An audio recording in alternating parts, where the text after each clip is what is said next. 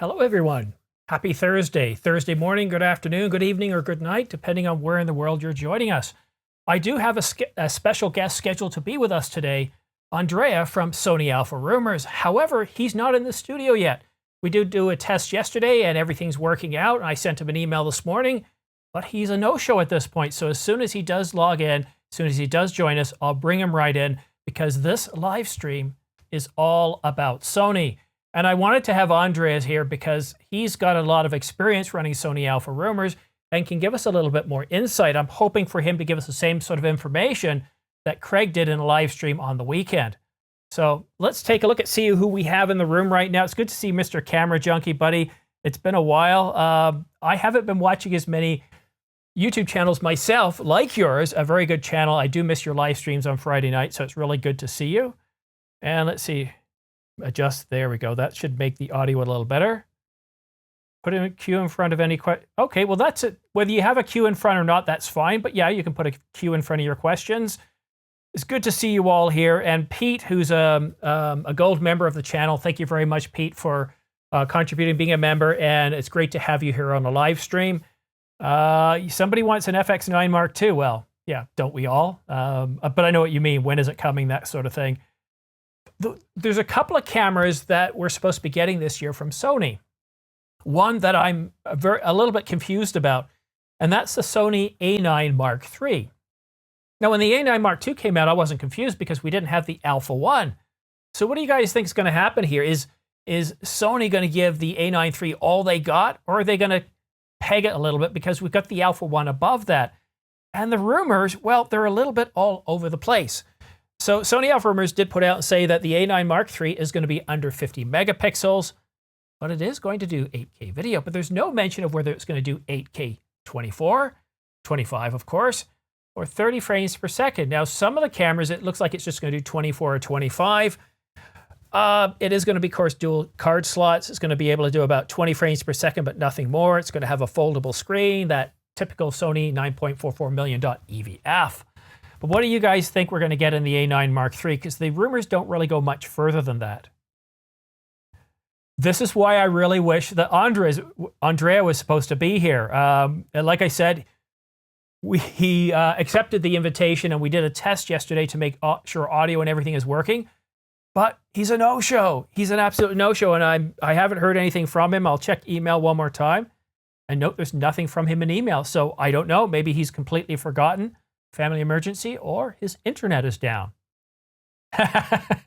Gaming Boys, yes. This is an Amiga World magazine dated June 1990, and it talks about the brand new next generation, all 32-bit Amiga 3000. Back in those days, no one was so much talking about the next Macintosh. It was about the next Amiga, because the Amiga was the first fully multitasking computer long before, not multitasking, multimedia computer long before multimedia ever really came out. All right, let's take a look at one other camera that we do have a lot of information from, according to Sony Alpha Rumors. Are you guys interested in this camera? It's a Sony A7R5, or sorry, the A7R Mark V. Some of the rumors are saying it's going to be a 61 megapixel, same as previous. Others are saying more. Really not too sure there. BSI stack sensor, most likely. It's going to have a 26 megapixel APS-C mode, 10 frames per second, KEF, lossless RAW, 16-bit RAW. It's going to do all the standard autofocus stuff. No surprises there. IBIS, 9.44 million dots, 2.36 million dot LCD, dual card slots. But it's the video side, as I did in a recent video, the video side seems a little bit strange. 8K, good, right? For those of us that do 8K, if you're doing product shots, if you're doing video shots, 8K is very important because you can simulate zooms and pulls and all that stuff. By 8K is just wonderful for that. It can do 8K 24 and 25 per second, 25 frames per second, oversampled, but no 30, according to the rumor. 4K 24, 25 frames per second, again, oversampled, but no 30. Well, okay, there is a 30, but 4K 30 is Super 35 oversampled. So we definitely got a crop there. Johan's Photography says the A7R5, really excited about it. Yeah, I know. That's the one that I'm kind of the most excited about too. And Mr. Camera Junkie thinks that the A9 II would have a smaller megapixel count. We used to think that the Cripple Hammer was dedicated to Canon, but it looks like Sony's got so many mirrorless cameras now that with the Sony a7R5, they can make it better than the a7S III or the FX3, but do they want to? And what about the Alpha 1? 4K 60.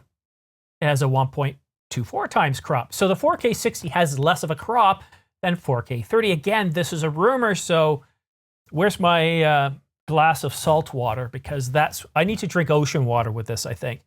10-bit 422, S-Log, S-Cinetone, $3,500, second half of 2022, and HDI Mini or Micro. Mini or Micro. There's also a rumor of an Alpha 3 and an Alpha 5. Those are going to be low cost. I think what Sony is going to be doing here is coming out with a camera that's going to either compete with a Canon EOS RP, because right now that camera is the lowest entry-level priced full-frame mirrorless camera. $899, $999, depending on when sales are on. And granted, I know that camera is dated. Granted, it's got a terrible rolling shutter. Granted. But Canon's likely to do a refresh this year. It was supposed to be in the first half, but right now we don't know with Canon. They seem to be behind the 8 ball, really slow in getting their mirrorless offerings out the door. Panasonic, we have not the R5. The numbers are very similar. The 5, what is it? What is the Panasonic? We got the S1, S1H, the S5, of course. Aren't all of the camera numbers sounding very, very similar? A9 III. A7 R5, A5, A3, and another surprise camera, the RX as well. We might be getting it. Was RX10? What are you, RX10V Mark V? What are you guys looking forward to? What camera do you want the most? And really, what capabilities do you want the most out of your next Sony camera? Do you need 8K? Do you want 8K? Do you care if it's IPB? Because I think Sony's long op and IPB is very good. Do you want higher bit rates? What kind of cards do you shoot to? Do you use Type A or do you use SD cards? What stills capabilities are you looking for? What matters to you as a photographer and videographer? I would seriously doubt there's no rumors about the Sony Alpha 1 being ready for an update. And if we look at it, if we look at when the Alpha 1 came out, which was last January, actually that was the announcement, so it wasn't available until around March. So I know Sony of old, yes, we could see them doing frequent updates, but the Alpha 1, I can't see them doing another update. I can see them doing firmware updates to add and improve, enhance capabilities, but I think it's way too soon for that level of camera to be updated. Like this time of day around lunchtime for me as well. Okay, great, Pete. Well, I'll consider doing this a little bit more often. Today it's 17 degrees outside, whatever that means. I think it's close to 60 degrees and it's sunny. I really wish I was outside. That's what I wish I was doing. All right, so question. What would everyone go for? A video Sony a7C or something else? I want something that is full frame 4K. Okay. Oh, Williams, thank you very much for subscribing. I want to add to Lee's question because when I hear 4K, I remember back to when I bought a video camera a few years ago from Best Buy, and I asked the guy, does it do 1080? Does it do a good job? He said yes. I bought it, and it was terrible. It was atrocious. It left ghosting. It was just a terrible, terrible camera. But it did do full HD, and today I want 4K, so when I was looking at buying a camera that did 4K, I wanted detailed 4K, and to do detailed 4K, you need to have a fast enough sensor and processor. Look at Canon with their early attempts, the EOS R and the RP, very, very soft 4K video, significant rolling shutter. So when you want 4K, what kind of 4K are you looking at? Do you really want to reduce that rolling shutter? Are you going to be shooting a lot of sports? Are you going to be doing panning? Where? That really matters because that type of 4K puts your price up quite a bit more. So a detailed 4K, what about the color science? Would you have a preference to the type of colors? Do you like cinema cameras? Do you like Sony? Do you like, which type of Sonys, like the mirrorless cameras or the cinema cameras? I'd really like to know what you guys think there because I love 4K and I gotta love the rumors of the A7R4 being able to do 8K oversampled 4K, because I've been shooting this channel for what, a year and a half, almost 2 years, doing 8K oversampled 4K, and I got to tell you the detail. If you're shooting wide at 1.2, 2.8, there's really very little benefit to that because your background is blurred, so your subject is really where the focus is, and usually that's good enough for most 4K cameras. But when you start to shoot with a narrow aperture, where everything is pulled into focus, wow, especially landscapes, wow. 8K oversample, 6K oversample is just truly, truly amazing. Sony has said many times they have 5 things they're looking for in a camera, and one of those is producing a smaller camera body. I don't agree with that, partly because I have larger hands, and I found that the smaller camera bodies, they just feel awkward in my hands. And when you start to put on some really good G Master lenses, you're really not benefiting from a few hundred grams lighter. So I do hope that Sony eventually does start to come out with some heavier bodies. I like the Alpha 1. It feels better in the hands. I like these larger bodies. But some of the APS-C cameras, I do find them to be a little bit too small in the hands. Lee says, I've got the 90D, but I don't think it's that good. Well, it is, but don't think of the 90D as a great 4K camera. If you have the 90D, shoot in 4K and then downsample to 1080, and really what you're getting with the 90D is a camera that's really good at 1080. It gives you that Canon C100 cinema camera type detail. But as a 4K camera, I agree, it's soft. If you want to get detailed 4K, regardless of what brand you go with, you're definitely looking north of $2,000 and sometimes quite a bit north. That's just one of the sad realities. So any rumors about the A3, A5? Just that it's coming this year. We don't have really any specifications. Mr. Camera Junkie, have you heard about the A3, A5? Only the stuff that we all kind of are able to find on the internet, so, hopes, but at the end of the day, we're all speaking about rumors. So we have speculations, but we know these companies as well hold a lot of these things close to the chest. We often reference the Alpha A1, and nobody knew that camera was coming. Like, we were rumoring and we were talking about everything. And when Sony unveiled the A1, we were like, What? where did this come from? Because we had no idea, right? So we hope for a lot of things, but what actually we get, Yeah. that's And what whoever just gave us a thumbs down, thank you very much. Much appreciated, because whether you give a thumbs up or a thumbs down, YouTube looks at it as you're paying attention, so we do appreciate that. And maybe it's a thumbs down because I didn't bring on the guest as promised, but totally out of my control. I'm so happy to have you on the channel, Mr. Camera Junkie, because we've talked before. We knew each other Thank you through for Peter having me. Gregg, right? Yeah. Yes, Peter Gregg and his Friday night Yeah. live streams. So if you're interested, it's a really good community there of great creators, and it's a nice place to just kind of like unwind at the end of the week and just hang out with a lot of great creators and just relax. Oh, I got to turn off. Talk camera. Yeah, and you're certainly right. Lincoln just dropped a comment here, and what do you think of this? I'm hoping one of the cameras are budget friendly, which means under $1,500, full frame camera to compete with Canon. Now, my thoughts is that the A3 and A5 are, whichever one it's going to be, is going to be pegged right around that $1,500 price point. I'm not hearing so much that Sony's coming out with a competitor to Canon's RP. And I look at the RP not as a video-centric camera, but it's really all about stills. If you're doing stills, then the Canon EOS RP is good value for somebody who's entry level. But as a video camera, I don't look at the RP as a camera that I'd rather get the Canon 90D if in that case.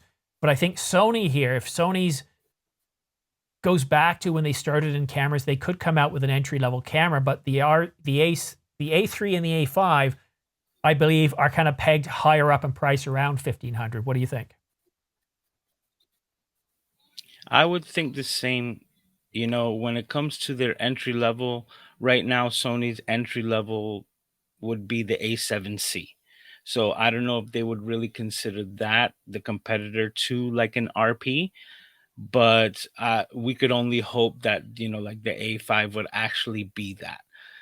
Um, it would be ideal to get something entry level, and it's just kind of tough for someone like me. If it's more towards the photography side, then I won't need all of, like the video centric features. So if you actually build a camera towards that demographic, then you can find something a lot more budget friendly by removing, like, the higher end codecs for video, like we're saying 8K and a lot of things like that. So it will give you more room to play with if that's the demographic Yeah. that you're shooting for.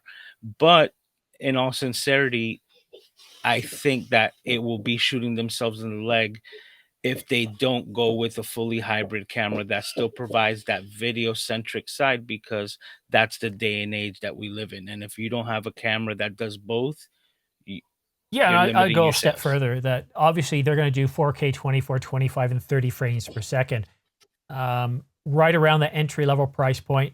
4K 60, I think it's easy for Sony to say, okay, you know what, if you want 4K 60, you're going to have to spend a little more. Go to the A7 IV, go to the A7 III. But as far as 4K 30, yeah, we're going to give you that. And Canon, everybody has to do that. Entry level full frame has to give us 4K 30. It has to give us rather sharp 4K, not super soft. Try not to give us that crazy rolling shutter that EOS R did, and to some degree that the A7 IV does do. But just focus on 4K 30. Give us H.264. Don't worry about H.265. Don't worry about... I wouldn't say don't worry about S-Log. I like log, but that's something... If they go $1,000, then yes, no log. If they go $1,500, you got to throw in log. S-Cinetone, some of those profiles, I think that really matters. All right, Andreas, I'm just going to bring up the screen and I'm going to add you to the second spot, and we're going to go split screen here. We were talking about a bunch of cameras, so I want to kind of turn it over to you. You are the editorial owner and director of Sony Alpha Rumors, correct? Yes, I am. And how long have you been doing that for? It's now 13 years, so it's a long time. That is an awful long time. 13 years. And you just recently started your own YouTube channel, right? Yes, I'm a very private person. When I started Sony Alpha Rumors, I was anonymous and I stayed anonymous for around 10 years because I saw how people is treated online, so I didn't want to put my face on it. But now something changed. I became a bit famous with another work I did those past 2 years in the COVID ward. And I got used to show my face to the public. And I said, like, you know what, for fun, I will try to do a YouTube channel about cameras. That's the thing. Well, my advice to you is, using the filters in YouTube, have it hide all the comments with swearing, because most of the times the people who are going to say nasty things to you are always going to swear. And that helps filter a lot of them out.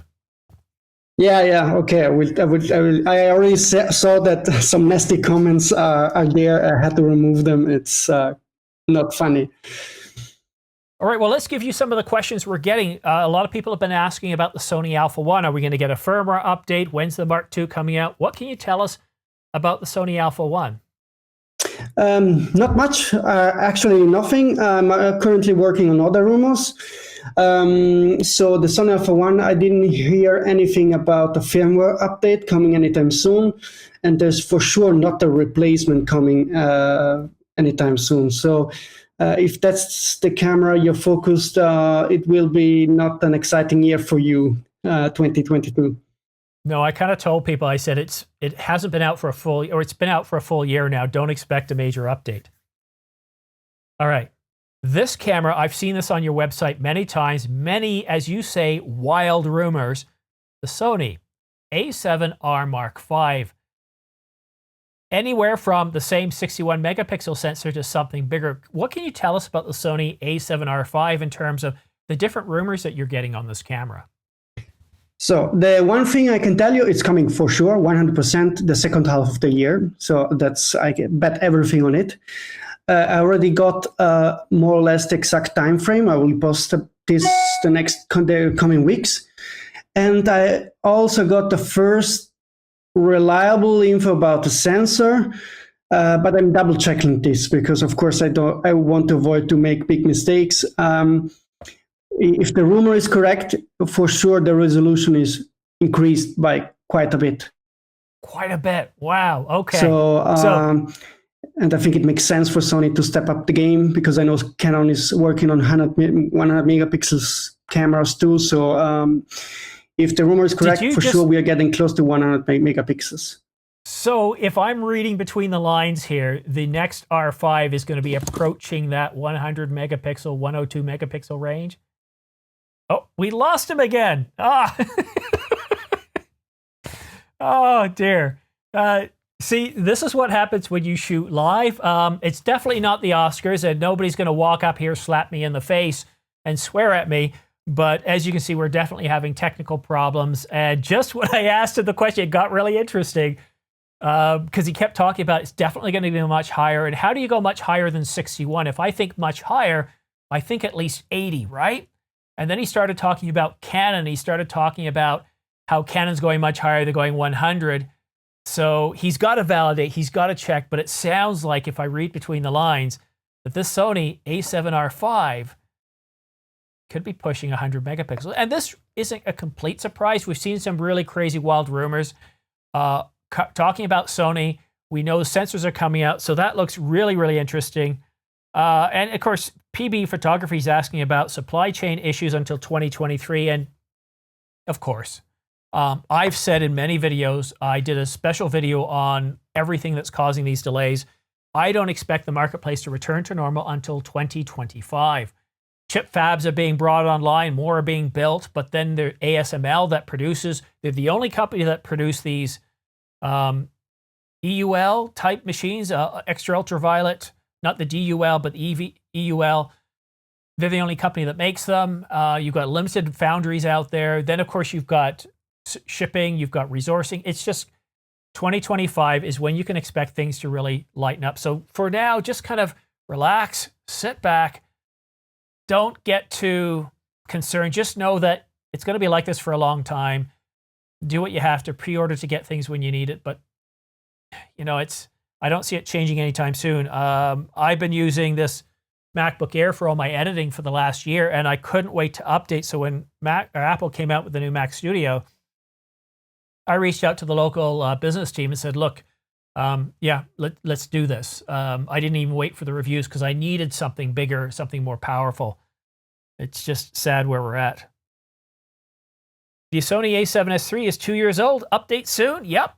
So the a7S III came out 5 years after the a7 II, so a7S II. So it's due for an update sometime in the next 3 years. I hate to say it, but we've seen with Sony and with Panasonic that they can take up to 5 years for them to do updates. So the a7S III, 2 years, that's very, very optimistic. 3 years is more realistic, but based on what we saw from the previous one, I think what it's going to take to see the a7S III updated sooner rather than later is the competition. If Canon keeps innovating, if Nikon keeps innovating, then Sony's going, well, okay, now I've got a reason to update and put out a better camera. I don't think we're going to have to wait 5 years this time, but I do think we're definitely going to have to wait probably at least another year. Yeah, I know, John. He just joined us. And, you know, like I said, you know, things happen behind the scenes.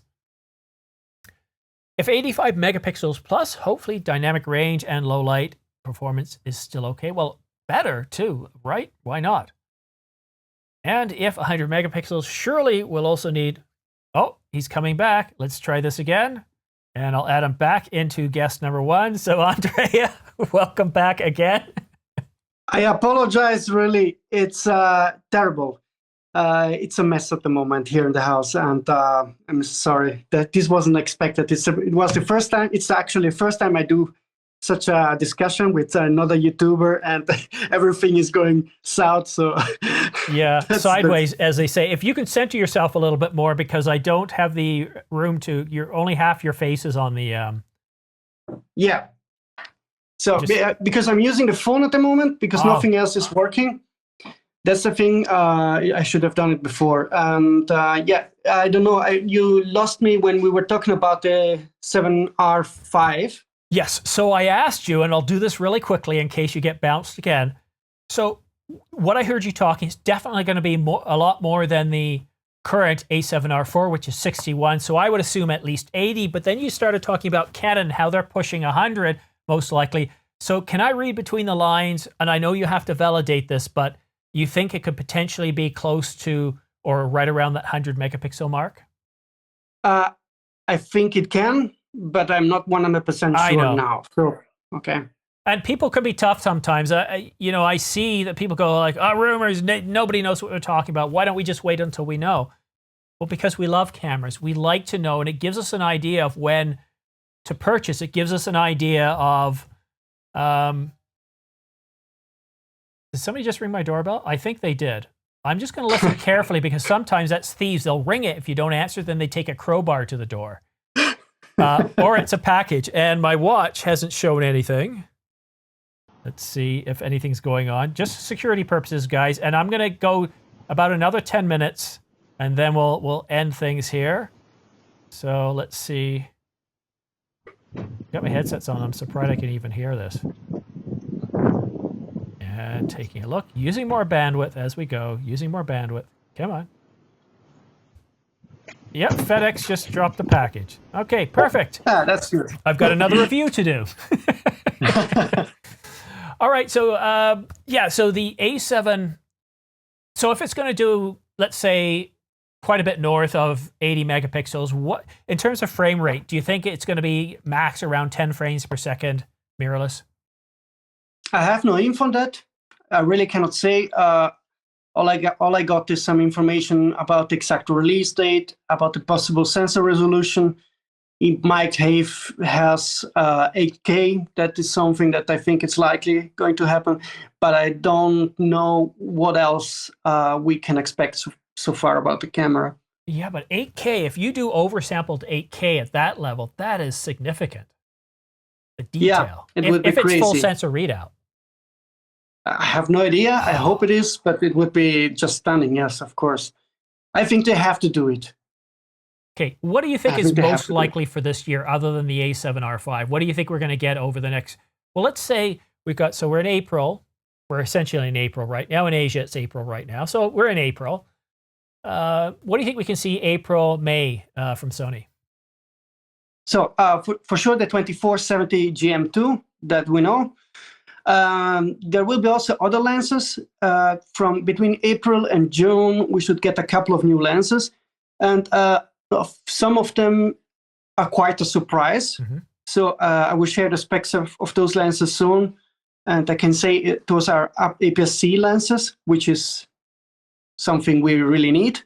And only from late summer, we will start to get new cameras. So probably from July, August, we'll get new cameras. And for sure, I know there will be a new Cine A-mount camera. There will be a new ZV style camera, compact camera. The A7R5. And I also got rumors about a new kind of camera. And that should be really exciting. And the sources didn't tell me what it is. Also because they still don't know if it will be announced in time for this year or if there will be a delay. But if all works out, then we will get those pretty stunning new kind of camera. And I don't know at the moment exactly what it is. But I've been told that's for sure exciting.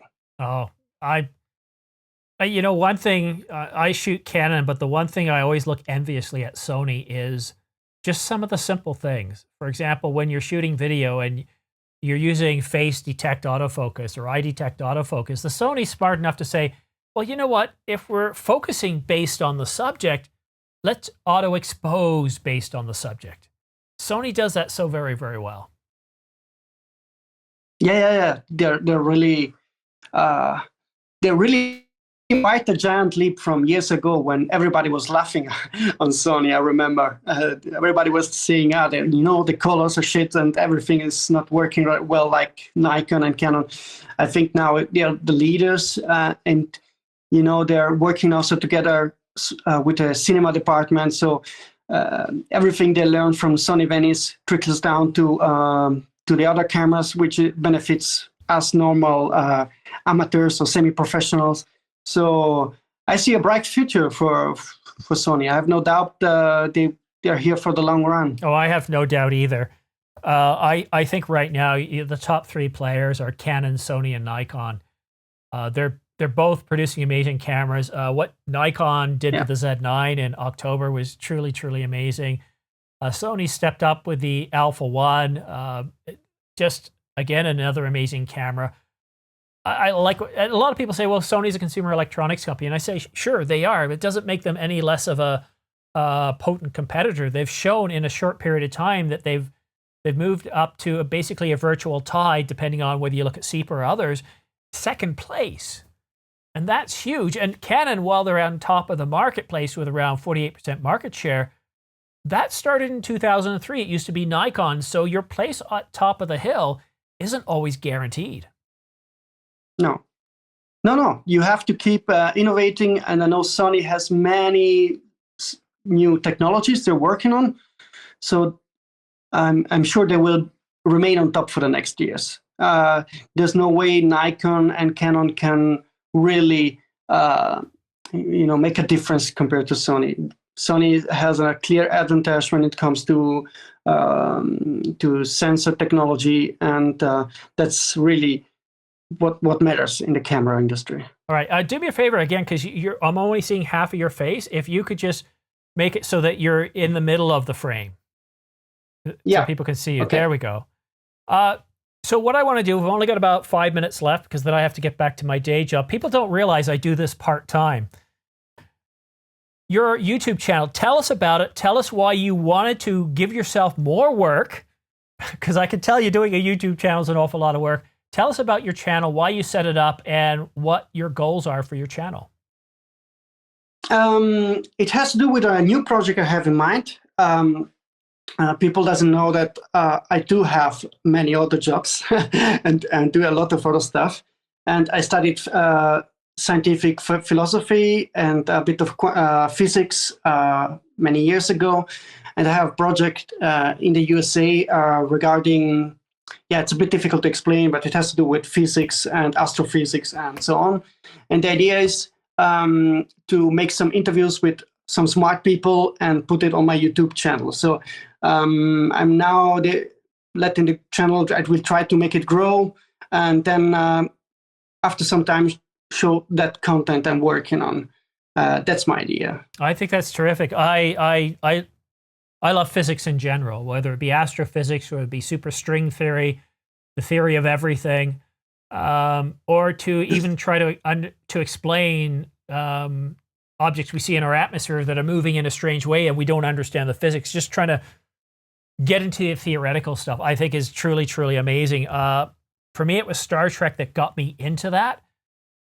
And yeah, me too. yeah, right. It's just, and while Star Trek is more about the deeper meaning of stories, but as a kid, you don't see that hidden stuff. You see the technology, you see a brighter future, you see amazing science. And I still just love learning. I love understanding how the universe works, trying to rationalize the quantum physics world to the cosmic scale, and how do we rationalize black holes? How does that make sense when the physics breaks down? You can talk about the black hole and you can talk about cosmology, but you can't have the same physics, the same math, talk about both. They don't work. And gravitons, I was just doing a walk to the mailbox earlier this morning, and I was thinking to myself as I was moving my arms, and it's funny, gravity's very weak. I can feel it, but it's got to be the weakest force. Like, look, I can move my arms and all this, but what is gravity? Is it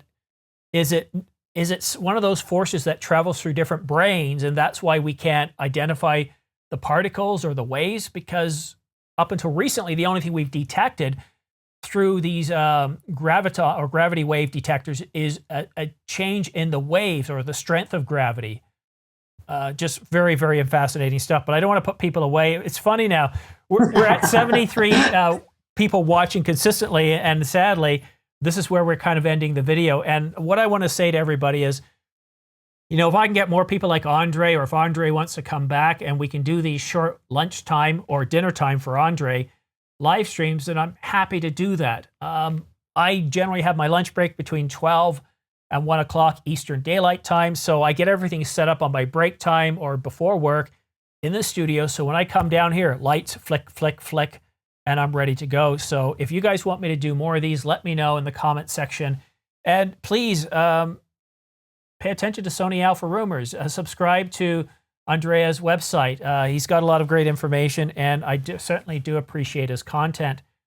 And I appreciate you taking your time out to listen in today. And I do apologize that this was not quite, this was a little bit disjointed, but yeah, sorry, I'm sorry. Yeah. As I said, while you weren't here, I said to people, I said, look, you know, whenever you do a live broadcast, things can happen. Somebody can walk up on stage and smack you in the face, or you can lose internet. All sorts of things can happen. Yeah, I want to explain people. I live in the middle of nowhere, in the middle of the Alps, and when something breaks, it ain't going to be fixed soon. So that's what happened today. Andrea, the next time we do a stream, you got to do it outside so we can see the Alps. That's just gorgeous. Yeah. I'm jealous. I'm jealous. But I'm going to end things now, guys, because I've got 5 minutes to shut things down, get ready to get back to work. I've got meetings this afternoon. I will see if I can edit this and put it out as a separate video later. But for now, thank you so much for tuning in. Thank you for watching. Thank you, everybody, including Peter Gregg, for joining us. Mr. Camera Junkie for filling in when Andrea had internet connecting issues. And as I said at the beginning of the video, anything can happen when you do a live stream. But thank you very much, Andre, for joining us. And thank you, everybody else. We'll see you again soon. Bye. Bye.